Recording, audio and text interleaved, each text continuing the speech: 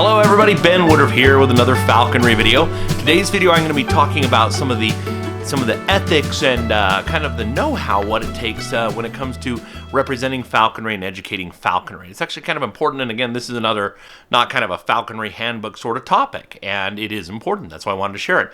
But first, I also want to thank everybody for your support of this channel.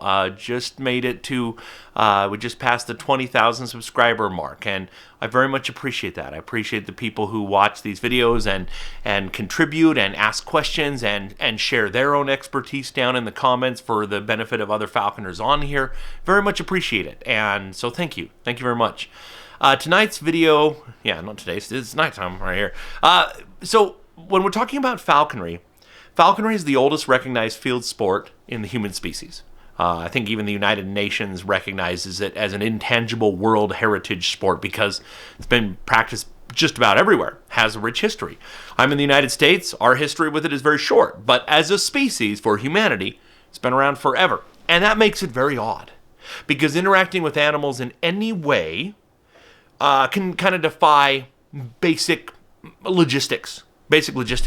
And I don't think we as falconers or prospective falconers truly appreciate all that's gone before us to come up with what we have. I'm talking about the husbandry, the care, the equipment, the training techniques have been around for thousands of years, longer than anything else, even longer than horsemanship.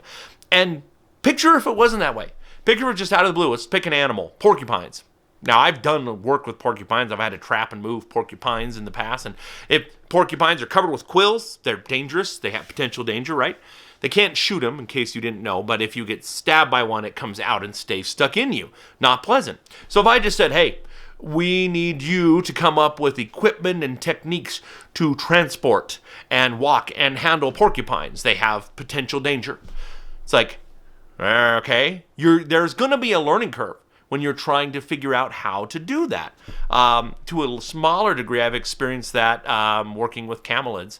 My llama, there is, of course, a rich history in South America of working with llamas, but I'm kind of doing it my own here in the United States, and the harnesses I have made and the packs that I have crafted for him to carry, I'm always adjusting and tweaking. What can make it a better distribution of weight? What will make it more comfortable to him, to my llama?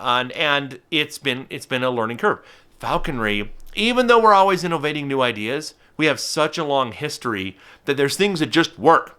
Certain pieces of equipment, jesses and anklets on the legs, certain types of leashes, certain materials used, certain types of perches. There's a reason why we typically use a block perch for a falcon and we use a bow perch for a red-tailed hawk. There's a reason. And the falconers before us have fine-tuned and worked through all of this, so it works. These training techniques, or hooding a bird or having a bird in a dark travel box, it works for a reason. And we're trying to say, what is the safest, most highly effective way to care for, transport, hunt with your bird that addresses all of their needs, their health needs, their functionality needs, all of that, for their safety as well as ours. It works. Most humans do not know that. If you are not a falconer, you do not know that. So, as a falconer or a wildlife educator, if you are going to go out there and whether you're like, I'm teaching with a bird, or whether you're just out doing falconry and people come up and start asking you questions, you have to be prepared to understand, first and foremost, they have no idea what they're talking about. And you must remember, for most people who are not falconers or wildlife handlers, wildlife educators, wildlife rehabilitators, birds of prey are just the spirit of freedom. They're these wild animals that are just out there. Ooh, and it's just very ethereal and symbolic is the way they experience it. And then you come along and all they see is the spirit of the wild being restrained. Nobody ever says that about a dog. You're walking a dog on a leash, nobody's like, oh, what's that around its neck? Oh, what do you have? And oh, there's a leash. I don't know why I'm doing some weird accent. Sorry. I always have to worry. Sometimes my brain goes into different voices. I'm not actually trying to replicate an accent from a region. And then somebody from a region will sound like her, like, what are you doing? I'm not trying to mock anyone or anything. That just happened. I don't know why. But listen, nobody sees that because most people are very familiar with the husbandry and care of a dog or a cat. Most people get it, right? Most people realize, when you're walking a dog, it's on a leash. But you have a bird restrained with jesses and a leash are like, it should be free. You're like, it is. Take off the hood, take off the leash and swivel, pull out the jesses.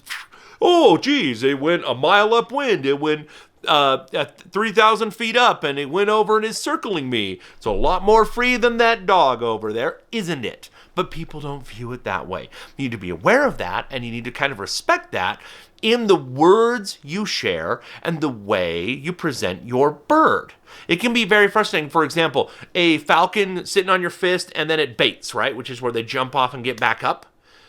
When a dog does that, when a dog just jumps for whatever reason, the unleash people are like, it's a dog. It's excited about something. When a bird of prey does it, most humans immediately like, oh no, he's trying to escape. No, he's not. Is a dog trying to escape when it's jumping in the unleash? People have a hard time understanding that. So you as a falconer, instead of being frustrated with them, you need to help stay calm and educate them always. You're the interpreter. You're like, okay, I'm a falconer. I work with these animals. I'm the beneficiary of thousands of years of husbandry and training and equipment fine tuning. You're not. But you don't tell them that, but you're just like, so you are the in-between person. You are helping interpret for them what they're seeing so they understand it properly. You have to explain, this is what's happening. And it is best to phrase it in ways that will make sense to them. Most people are not familiar with all the strange terms we use in falconry. I liken falconry often to the world of Harry Potter, like the Harry Potter books where right hidden in your town are witches and wizards that have all this magic and spells and go to wizarding schools and stuff, and nobody even knows it. So it's like to be a falconer. Most people don't know, wait, there's a falconer in my neighborhood, unless you have a squawky bird. And so you have to help with that. You have to choose your words in a way and understand that you represent the entire sport. You may be the only falconer they've ever met, and maybe the only falconer they ever do meet. So it is important to be friendly, to be respectful, and to be willing to help educate them. And your choice of words matters. Even if falconry stopped existing, every day of their lives, birds of prey are hunting and killing prey. That's just how it is. If humans went extinct, the next day all wild raptors would still be hunting and killing prey. But people don't see it that way. They liken it directly to gun hunting, and it's like, they're like, oh, that's so cruel. It's like, that's what they do. It doesn't take a human to do it. Your bird, you do fly free, and you do let it hunt, but it's a natural experience. And so think about how you phrase it. Talk with other falconers in your area and figure what are the best ways to explain falconry to people who encounter you, who see your bird, and explain it in ways that are respectful and friendly. And understand some person approaching you might have a very angry attitude and see you as you are keeping the spirit of freedom in bondage against its will, and have no inkling or understanding of what falconry actually is, and the fact that we do let them fly free, and let them hunt, and do everything wild bird does. So you have to help them understand that. Now, this is always true, whether it's falconry or wildlife education or even a bird at a zoo or an aviary. These principles apply. You have to educate them. You have to realize you are an ambassador, and that all this wealth of knowledge you know about falconry, of its history, its husbandry, and why things work are very foreign to people. They don't get it. They don't know what a swivel is. They don't understand what a block perch is. Oh, why don't you have it on a tree branch? I've had people say that. They don't understand the reasons why. So politely, respectfully, and with a friendly tone, educate them. Help them learn. They don't know what it is, and you can help them. So it's just a principle that I wanted to share. I don't want to get into on this video and explain, well, in this scenario do this scenario do that. But just remember, what is old hat and normal to you might be very alarming for somebody else who is unfamiliar with it. And it is your job to interpret and explain and educate. So always remember that principle, and do your best to share it in a positive light. Hope you enjoyed this video. Let me know your thoughts and comments down below, and maybe even your crazy stories when you've had to educate people. My favorite is when I have my radio telemetry out and it's got all the antennas, and people are like, what are you doing? I always joke with the people to first build a little bit of a bond there, and I'm like, I'm with NASA, we have a downed satellite over here, and they're like, oh, you do? And I'm like, no, I'm kidding, I'm actually a falconer, we got a lost bird. And humor can be a great way to open doors and build bridges. So let me know your stories down in the comments too. I'd love to see them. I'm sure everybody else would too. Hope you enjoyed this video, and as always, happy hawking.